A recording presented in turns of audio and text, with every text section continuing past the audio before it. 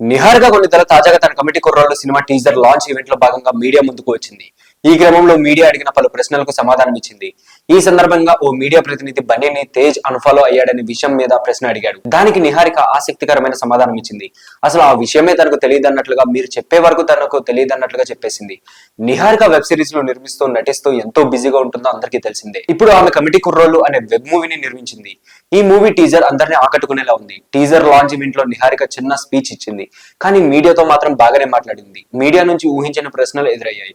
ఎన్నికల రిజల్ట్స్ తర్వాత బన్నీ మీద జరిగిన ట్రోలింగ్ అందరికీ తెలిసిందే. మెగా వర్సెస్ అల్లు టాపిక్ నెటింట్లో బాగానే ట్రెండ్ అయింది.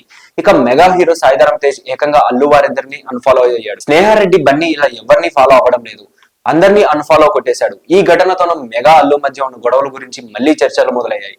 ఇదే అంశం మీద నిహారికకు మీడియా నుంచి ప్రశ్న ఎదురైంది.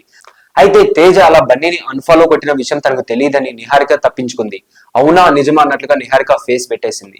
ఒకవేళ అలా చేసి ఉంటే ఎవరి రీజన్స్ వాళ్ళకు ఉంటాయి కదా అని తెలివిగా సమాధానం చెప్పింది. అంటే నిహారిక ఈ కోల్డ్ వార్ గురించి, మెగా వర్సెస్ అల్లు అనే కాన్సెప్ట్ గురించి చెప్పినట్లుగానే కనిపిస్తుంది.